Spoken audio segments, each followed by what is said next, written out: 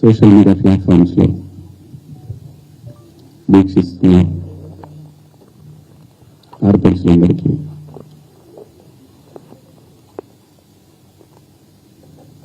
నిన్న మా దండోరా ఈవెంట్లో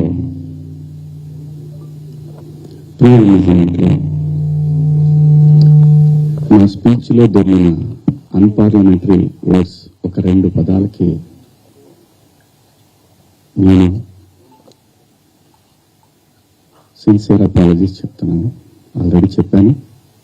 మరీ ముఖ్యంగా ఈ అపాలజీస్ నేను చెప్పాల్సిన వ్యక్తులు ఎవరంటే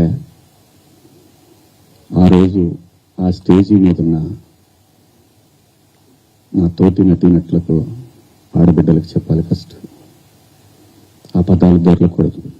నా జీవితం ఎప్పుడు దొరలేదు. అలాగా 30 సంవత్సరాలు అయింది ఇక్కడికి వచ్చి. నేను అన్ని సంవత్సరాలు పాలిటిక్స్లో ఉన్నా ఏ రోజు కూడా ఒక చిన్న మాట జగన్ గారినైనా, లేదంటే ఏ మహిళనైనా, లేదంటే ఏ పార్టీనైనా నా హద్దు దాటి మాట్లాడలా.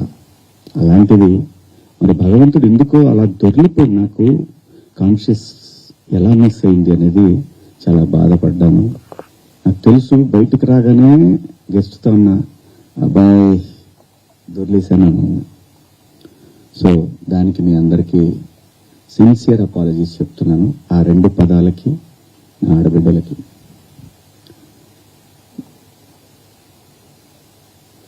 ఇక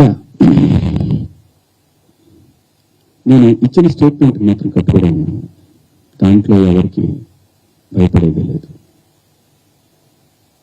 ఆ 2 పదాలు మాత్రం unparliamentary. From my soul I regret. అవి మాట్లాడటం తప్పు. Apologies very clear. ఇక మా దండోరా సినిమా గురించి మాట్లాడుతాం. దాని తర్వాత మీరు ఎవరు అడగాలనుకున్నాడు.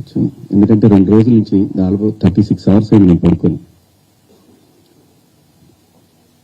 2 రోజుల నుంచి నేను ఈ ప్రమోషన్స్లో నేను పార్టిసిపేట్ చేయలేకపోయాను. ఓ ప్రొడ్యూసర్ నన్ను మన మీద సినిమా ఇచ్చి ఖర్చు పెట్టాడు, రాలేకపోయాను. అంటే నాలోనే అంతర్మదనం. ఎందుకు ఇలా జరిగింది? అన్ని సంవత్సరాలు పాలిటిక్స్లో మాట్లాడినా ఎప్పుడు తప్పు మాట్లాడాను నేను. ఎందుకు ఇలా జరిగింది ఏమైంది అని అనిపించింది. సో అందుకే రాలేకపోయాను. సో రేపు రిలీజ్ అవుతా ఉంది కాబట్టి ఖచ్చితంగా మాట్లాడాలి. ప్రొడ్యూసర్ గారితో చెప్పి, సార్ నేను సినిమా ప్రమోషన్కి వస్తానని చెప్పి ప్రెస్ మీట్ అంటే ఆయన అన్నారు, ఎందుకులేండి అనవసరంగా మళ్ళీ కాంట్రవర్సీ అవుతుంది. లేదు మీ దగ్గర డబ్బులు తీసుకున్నాను కాబట్టి నేను ఖచ్చితంగా